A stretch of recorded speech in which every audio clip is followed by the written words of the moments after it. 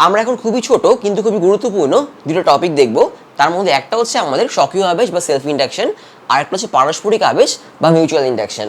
তোমাদের বইতে স্বকীয় আবেশ বা হচ্ছে সেলফ ইন্ডাকশন টপিকটা আগে দেওয়া আছে, আর পারস্পরিক আবেশ বা মিউচুয়াল ইন্ডাকশনে পরে দেওয়া, কিন্তু আমরা হচ্ছে আগে পারস্পরিক আবেশ বা মিউচুয়াল ইন্ডাকশনটা আগে আলোচনা করব।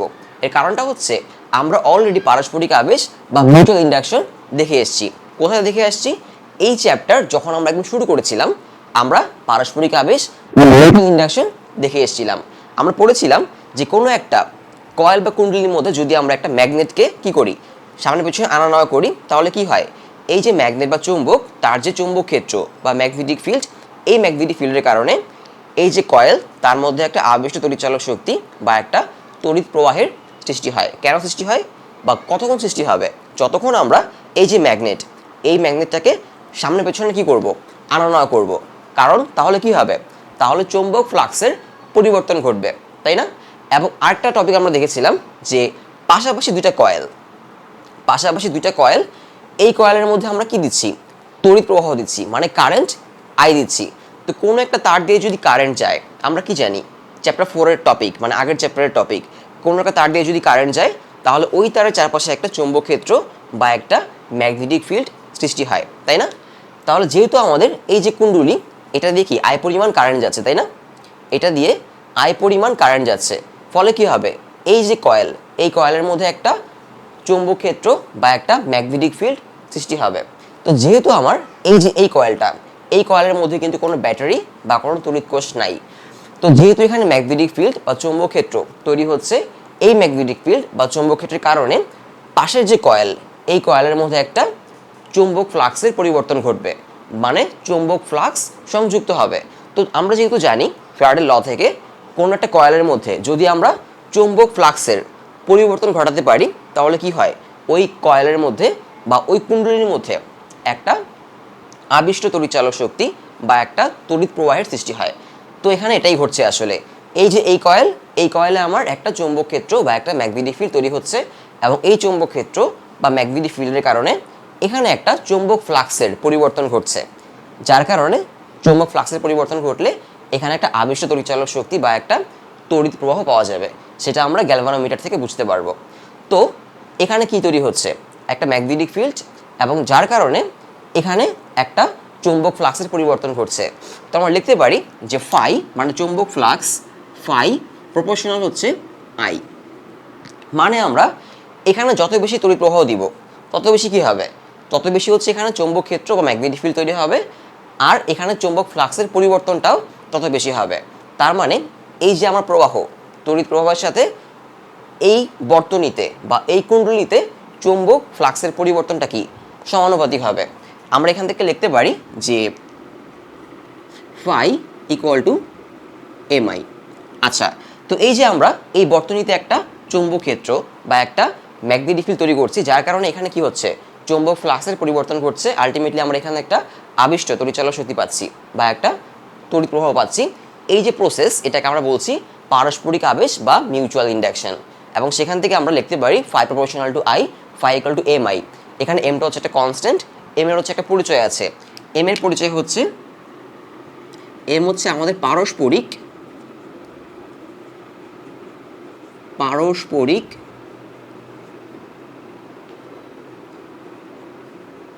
আবেশ গুণাঙ্ক, বা আমরা ইংলিশে বলতে পারি coefficient of mutual induction, coefficient of mutual induction. আচ্ছা, তো আমরা পেয়ে গেলাম ফাই ইকুয়াল টু কত? এম আই, তাই না?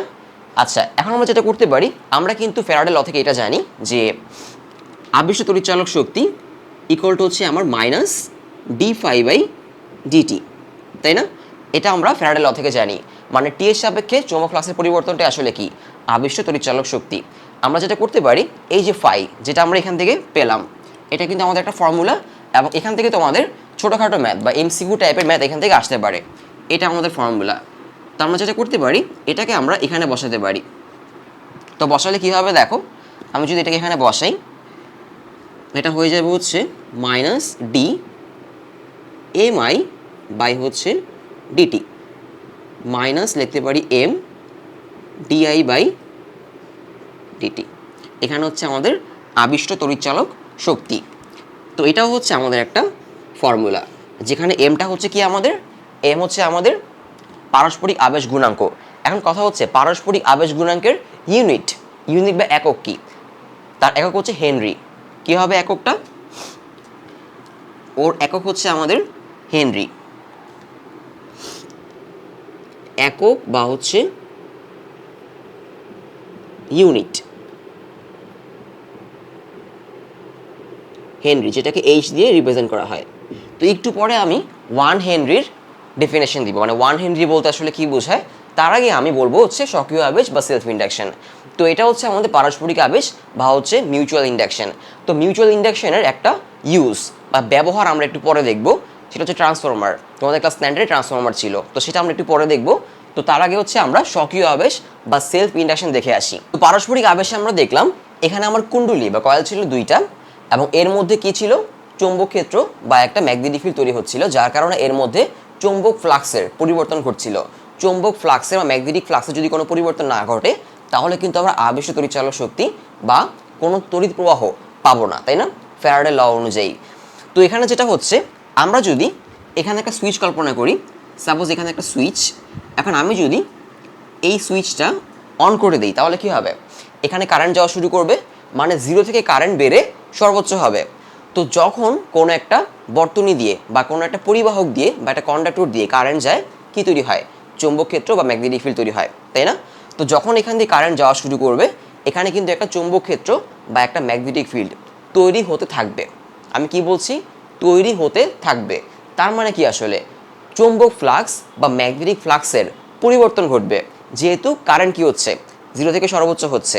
তো যখন কারেন্টটা 0 থেকে বেড়ে সর্বোচ্চ হয়ে যাবে, মানে 0 থেকে বেড়ে একটা ফিক্সড পয়েন্টে চলে যাবে, তখনও কি ম্যাগনেটিক ফিল্ড বা চৌম্বক ক্ষেত্র থাকবে।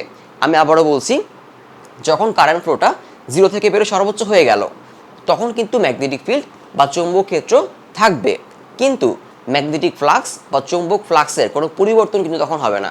ম্যাগনেটিক ফ্লাক্স বা চৌম্বক ফ্লাক্সের পরিবর্তনটা 0 হয়ে যাবে। আর আমরা কি জানি ফ্যারাডে ল থেকে, যতক্ষণ আমরা কোনো একটা কুণ্ডলীর মধ্য দিয়ে চৌম্বক ফ্লাক্সের পরিবর্তন ঘটাবো, ম্যাগনেটিক ফিল্ড থাকলে কিন্তু চলবে না। আমরা যদি এই চৌম্বকটাকে স্থিরভাবে রেখে দিই, তাহলে কিন্তু কোনো এই যে কুণ্ডলী, এই কয়েলের মধ্যে কোনো আবিষ্ট তড়িৎচালক শক্তি বা ইনডিউসড ইলেকট্রোমোটিভ ফোর্স বা তড়িৎ প্রবাহ তৈরি হবে না। কখন তৈরি হবে? যদি আমরা এই চৌম্বকটাকে সামনে পেছনে কি করি? আনয়ন করি। তাহলে কি হয়? তাহলে চৌম্বক ফ্লাক্স বা ম্যাগনেটিক ফ্লাক্সের পরিবর্তন হয়। তো এখানেও সেটা হওয়া লাগবে, যখন তোমার তড়িৎ প্রবাহ বা কারেন্ট ফ্লোটা 0 থেকে বেড়ে সর্বোচ্চ হয়, তখনই তোমার চৌম্বক ফ্লাক্সের পরিবর্তন ঘটে। যখন কারেন্ট ফ্লোটা সর্বোচ্চ হয়ে যায়, একটা ফিক্সড পয়েন্টে চলে যায়, তখন কিন্তু আর কোনো কি চৌম্বক ফ্লাক্সের পরিবর্তন হচ্ছে না। তো এত কথা কেন বলছি?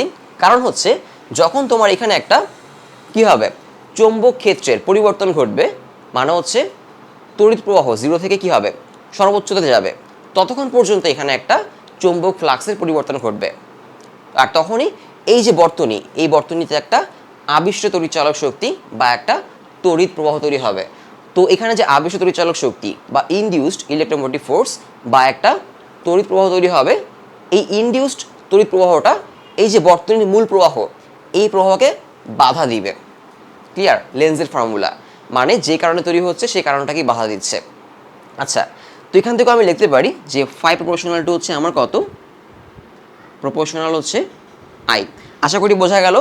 এখানে যে তোমার ইয়া হবে, মানে কারেন্ট তৈরি হবে, যে কারেন্টটা যাচ্ছে, তো কারেন্টটা যখন সুইচ আমরা দিব, তখন কি হবে? কারেন্টটা একটা 0 থেকে সর্বোচ্চতে যাবে, ততক্ষণ কি হবে? চৌম্বক ফ্লাক্সের পরিবর্তন ঘটবে। যখন কারেন্টটা 0 থেকে সর্বোচ্চ পর্যায়ে পৌঁছে যাবে, তখন কিন্তু চৌম্বক ফ্লাক্সের পরিবর্তন ঘটবে না, কিন্তু ম্যাগনেটিক ফিল্ড বা চৌম্বক ক্ষেত্র ঠিকই থাকবে, কিন্তু চৌম্বক ফ্লাক্সের পরিবর্তন ঘটছে না। এবং তখন কোনো ইনডিউসড ইলেকট্রোমোটিভ ফোর্স বা কোনো আবিষ্ট তড়িৎ প্রবাহ থাকবে না। কতক্ষণ থাকবে? যতক্ষণ হচ্ছে কারেন্টটা 0 থেকে সর্বোচ্চতে যাবে। আবার যখন আমরা সুইচটা অফ করে দিব, তখন কি হবে? কারেন্টটা আবার সর্বোচ্চ থেকে 0-তে নামবে, তখনও একটা চৌম্বক ফ্লাক্সের পরিবর্তন ঘটবে, তখনও আমরা একটা আবিষ্ট তড়িৎচালক শক্তি বা একটা আবিষ্ট তড়িৎ প্রবাহ পাবো।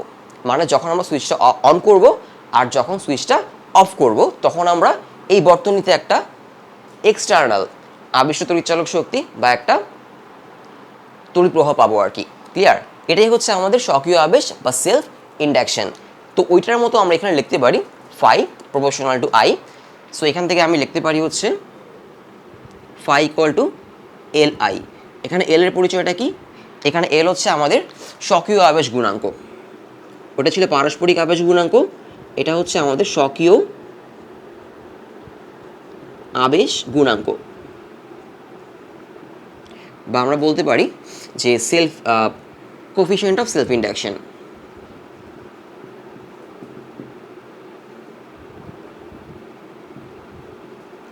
কোএফিসিয়েন্ট অফ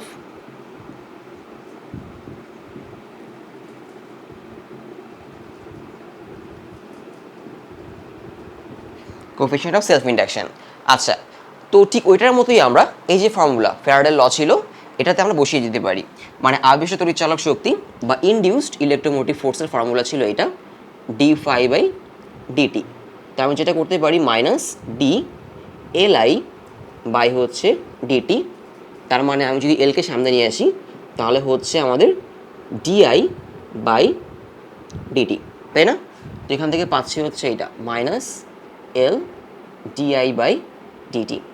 তো এটাও হচ্ছে আমাদের একটা ফর্মুলা যেটা দিয়ে আমাদের ম্যাথ করা লাগতে পারে বা ম্যাথ এখান থেকে করতে হবে আমাদের। তো এখানে একটু খেয়াল করে দেখো, এখানে এই যে আমার ডিআই বাই ডিটি এটা আসলে কি? এটা আসলে সময়ের সাপেক্ষে তড়িৎ প্রবাহের পরিবর্তন, তাই না? সময়ের সাপেক্ষে তড়িৎ প্রবাহের পরিবর্তন। আর এল তো হচ্ছে আমাদের কি স্বকীয় আবেশ গুণাঙ্ক। তো এখন আমি যেটা করব, এখন হচ্ছে 1 হেনরি, যেটা আমি বলছিলাম যে পারস্পরিক আবেশ গুণাঙ্ক বা হচ্ছে আমার স্বকীয় আবেশ গুণাঙ্ক, এদের ইউনিট বা একক কি? এদের একক হচ্ছে হেনরি। হেনরি যেটাকে এইচ দিয়ে রিপ্রেজেন্ট করা হয়, তাই না? তো এখন হচ্ছে আমি 1 হেনরির ডেফিনেশন দিব। সেটা কোত্থেকে দিব? এইখান থেকে দিব 1 হেনরির ডেফিনেশন। তো এটা হচ্ছে আমাদের তড়িৎচালক শক্তি বা ইলেকট্রোমোটিভ ফোর্স।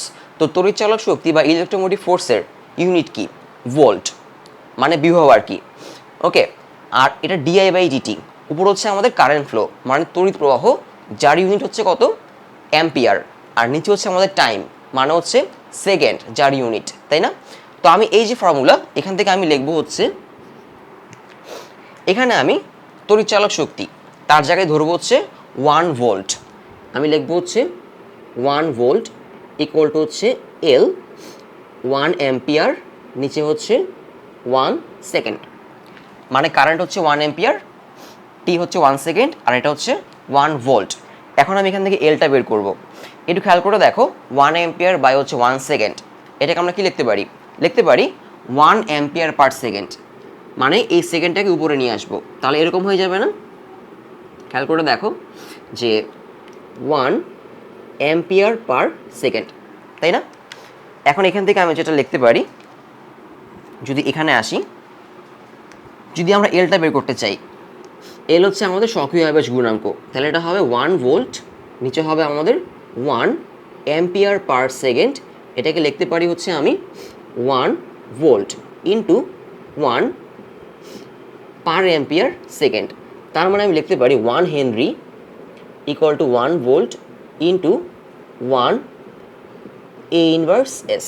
মানে যেটা করলাম আমি, যেহেতু এ ইনভার্স এসকে উপরে নিয়ে আসলাম, যার কারণে আমার কি হয়ে গেল, এর পাওয়ার ছিল এখানে 1, সেটা -1 হয়ে গেল, আর এস এর পাওয়ার ছিল কি -1, সেটা এস হয়ে গেল। তো এখান থেকে আমরা 1 হেনরির ডেফিনেশন বলতে পারি, কি বলতে পারি?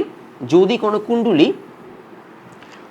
কুণ্ডলী বা কয়েলে যদি আমরা 1 অ্যাম্পিয়ার কি দেই, 1 অ্যাম্পিয়ার তড়িৎ প্রবাহ বা কারেন্ট ফ্লো দেই, কত সময় ধরে?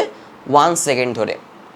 1 সেকেন্ড ধরে 1 অ্যাম্পিয়ার তড়িৎ প্রবাহ, যার ফলে যদি আমরা এখানে 1 ভোল্ট আবিষ্ট তড়িৎচালক শক্তি বা ইনডিউসড ইলেকট্রোমোটিভ ফোর্স বা তড়িৎ প্রবাহ পাই, সেটাই হচ্ছে আমার 1 হেনরি। ক্লিয়ার? আচ্ছা, তো এই হলো আমাদের স্বকীয় আবেশ বা হচ্ছে সেলফ ইন্ডাকশন। এখন এখান থেকে আরেকটা খুব গুরুত্বপূর্ণ টপিক তোমাদের আসে 2 মার্কসে, সেটা হচ্ছে আবেশহীন কুণ্ডলী। কি কুণ্ডলী? আবেশহীন কুণ্ডলী মানে হচ্ছে নন ইন্ডাকটিভ কয়েল।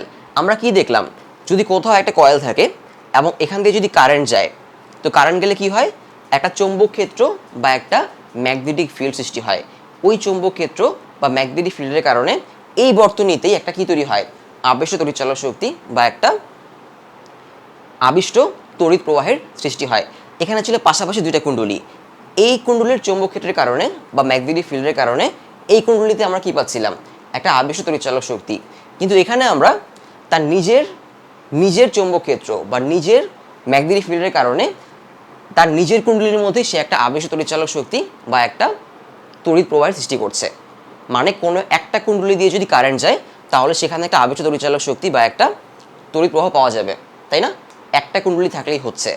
কিন্তু কখন কোনো আবেশ থাকবে না, মানে এই যে আমরা দুইটা সার্কিট থাকলে পাশাপাশি বা যদি কোথাও একটা সার্কিট থাকে সেখানেও আমরা কি পাচ্ছি, আবিষ্ট তড়িৎচালক শক্তি বা হচ্ছে একটা আবিষ্ট তড়িৎ প্রবাহ পাচ্ছি। কিন্তু কখন এই আবেশটা থাকবে না, যখন আমরা এরকম করবো। একটু খেয়াল করে দেখো যে পাশাপাশি দুইটা তার থাকে এরকম, যেখানে একটা তার, আবার ধরো এখানে একটা তার, পাশাপাশি দুইটা তার, এবং এই তার দিয়ে কারেন্ট যাচ্ছে এদিকে আর এই তার দিয়ে কারেন্ট যাচ্ছে এদিকে। এখন একটা কোশ্চেন যদি আমি করি সেটা হচ্ছে, এই যে আমরা এই যে কুণ্ডলীটা বা কয়েলে এখানে কি পাচ্ছিলাম, একটা আবিষ্ট তড়িৎচালক শক্তি বা ইনডিউসড ইলেকট্রোমোটিভ ফোর্স। কেন পাচ্ছিলাম কখন আমরা একটা আবিষ্ট তড়িৎচালক শক্তি বা একটা ইনডিউসড ইলেকট্রোমোটিভ ফোর্স পাই, যখন কি হয়, আমরা চৌম্বক ফ্লাক্সের পরিবর্তন ঘটাই, তাই না? এটা যদি আমার কুণ্ডলী হয়, যখন আমরা চৌম্বক ফ্লাক্সের পরিবর্তন ঘটাবো তখন আমরা এটার মধ্যে একটা আবেশিত তড়িৎচালক শক্তি বা একটা তড়িৎ প্রবাহ পাবো, তাই না? তো এখানে পাচ্ছি কারণ হচ্ছে এই যে পাশের এই সার্কিট, এখানে কি তৈরি হচ্ছে, চৌম্বক ক্ষেত্র তৈরি হচ্ছে। আর এখানে হচ্ছে ওর নিজের চৌম্বক ক্ষেত্রের কারণে ওর নিজের সার্কিটে কি হচ্ছে, একটা আবিষ্ট তড়িৎচালক শক্তি হচ্ছে। ক্লিয়ার? মানে আবিষ্ট তড়িৎচালক শক্তি তখনই তৈরি হবে যখন কি হবে, চৌম্বক ক্ষেত্র থাকবে এবং চৌম্বক ফ্লাক্সের পরিবর্তন ঘটবে। চৌম্বক ক্ষেত্র থাকলেই চলবে না, পরিবর্তন ঘটতে হবে চৌম্বক ফ্লাক্সের। তো এখানে যেটা হচ্ছে, যেহেতু উপরের তার দিয়ে মানে সবুজ তার দিয়ে কারেন্ট যাচ্ছে ওই দিকে, আর যে রেড কালার ওয়্যারটা বা তার ওইটা দিয়ে কারেন্ট আসছে এদিকে। এখন আমরা কি জানি, কোনো একটা তার দিয়ে যদি কারেন্ট যায় তাহলে কি তৈরি হয় জানো, কোনো একটা তার দিয়ে যদি কারেন্ট যায় তাহলে তার চারপাশে একটা ম্যাগনেটিক ফিল্ড বা একটা চৌম্বক ক্ষেত্র তৈরি হয়, এবং তার ডিরেকশন আমরা বের করতাম কীভাবে, রাইট হ্যান্ড রুল চ্যাপ্টার 4, তাই না? এরকমভাবে যেদিকে কারেন্ট যাবে সেদিকে আমরা এই অ্যাঙ্গুলটা দিব, তাহলে বাকি অ্যাঙ্গুলগুলো হচ্ছে আমার চৌম্বক ক্ষেত্রের দিক প্রকাশ করবে। তার মানে এই তারের চারপাশে চৌম্বক ক্ষেত্রের দিক হবে হচ্ছে এরকম। এখন দেখো, যেহেতু এই তার দিয়ে কারেন্ট যাচ্ছে ওই দিকে আর এই তার দিয়ে কারেন্ট যাচ্ছে এদিকে, তার মানে ওদের চৌম্বক ক্ষেত্রের ডিরেকশনকে অপোজিট হবে না। মানে ওর জন্য যদি চৌম্বক ক্ষেত্র এদিকে হয় এরকম এরকম, তাহলে ওর জন্য চৌম্বক ক্ষেত্র হবে এইরকম, মানে এই দিকে, তাই না? তো যেটা হবে, যেহেতু ওরা পাশাপাশি, ওর চৌম্বক ক্ষেত্র ওকে আর ওর চৌম্বক ক্ষেত্র ওর চৌম্বক ক্ষেত্রকে কি করবে, নাকচ করে দিবে, মানে নিউট্রালাইজ করে দিবে। তার মানে এখানে আসলে কোনো কি থাকবে না, কোনো চৌম্বক ক্ষেত্র বা ম্যাগনেটিক ফিল্ড থাকবে না। তা আমরা কি জানি, যদি কোনো একটা কয়েলের মধ্যে আমরা ইনডিউসড ইলেকট্রোমোটিভ ফোর্স বা একটা আবিষ্ট তড়িৎচালক শক্তি বা একটা আবিষ্ট তড়িৎ প্রবাহ পেতে চাই, তাহলে কি কি লাগে, সর্বপ্রথম লাগে হচ্ছে ম্যাগনেটিক ফিল্ড, এবং এরপরে সেই ম্যাগনেটিক ফিল্ডের পরিবর্তন বা চৌম্বক ফ্লাক্সের পরিবর্তন, তাই না? তো এখানে যেহেতু কোনো চৌম্বক ক্ষেত্রই নাই, মানে কোনো ম্যাগনেটিক ফিল্ডই নাই, চৌম্বক ফ্লাক্সের পরিবর্তন তো দূরের কথা, তার মানে এটা হচ্ছে একটা আবেশহীন কুণ্ডলী। মানে আমরা যদি দুইটা তারকে একসাথে নিয়ে পেঁচাই এবং একটা তার দিয়ে যদি কারেন্ট এদিকে যায় এবং আরেকটা তার দিয়ে যদি কারেন্ট এদিকে যায়, তাহলে তারা একে অপরের চৌম্বক ক্ষেত্র বা ম্যাগনেটিক ফিল্ডকে নাকচ করে দিবে, মানে নিউট্রালাইজ করে দিবে। সেক্ষেত্রে এখানে কোনো চৌম্বক ক্ষেত্র বা ম্যাগনেটিক ফিল্ড থাকবে না, আর চৌম্বক ফ্লাক্সও থাকবেই না। আর চৌম্বক ফ্লাক্স যদি না থাকে বা চৌম্বক ফ্লাক্সে যদি কোনো পরিবর্তন না ঘটানো যায়, তাহলে আমরা আবিষ্ট তড়িৎচালক শক্তিও পাচ্ছি না। তার মানে এটাই হচ্ছে আমার আবেশহীন কুণ্ডলী বা নন ইন্ডাকটিভ কয়েলের ডেফিনেশন। তো আশা করি বোঝা গেল পারস্পরিক আবেশ, মিউচুয়াল ইন্ডাকশন, স্বকীয় আবেশ, সেলফ ইন্ডাকশন। এখান থেকে খুব ইজি ম্যাথ আসে, just phi equal to M I দিয়ে এমসিকিউতে ম্যাথ আসতে পারে। আবার অনেক ক্ষেত্রে এখানে তোমার কি থাকে, কয়েল নাম্বার থাকে, তো সেক্ষেত্রে এখানে কিন্তু একটা এন মাল্টিপ্লাই করতে হবে। এখানেও যদি কয়েল নাম্বার থাকে তাহলে এন মাল্টিপ্লাই করতে পারো। এবং এখান থেকে খুব ইজি ম্যাথ আসে আসলে, তোমাকে দেওয়া থাকে তড়িৎ প্রবাহের পরিবর্তন, মানে কারেন্ট ফ্লোয়ের পরিবর্তন দেওয়া থাকতে পারে, সময় দেওয়া থাকতে পারে, এল দেওয়া থাকতে পারে, এটা বের করতে হবে। এরকম আর কি, খুব ইজি ম্যাথ। আমরা যখন এই ক্রিয়েটিভ পার্টে যাব, মানে এই চ্যাপ্টারে ক্রিয়েটিভ সলভ করব, তখন এখান থেকে অবশ্যই ম্যাথ করব। আচ্ছা, তো এখন যেটা বলছিলাম, নেক্সটে যাবো হচ্ছে আমি পারস্পরিক আবেশের একটা ইউজ, যেটা আমি একদম প্রথমে বলেছিলাম ট্রান্সফর্মার, খুবই গুরুত্বপূর্ণ, তোমাদের একটা স্ট্যান্ডার্ডও ছিল।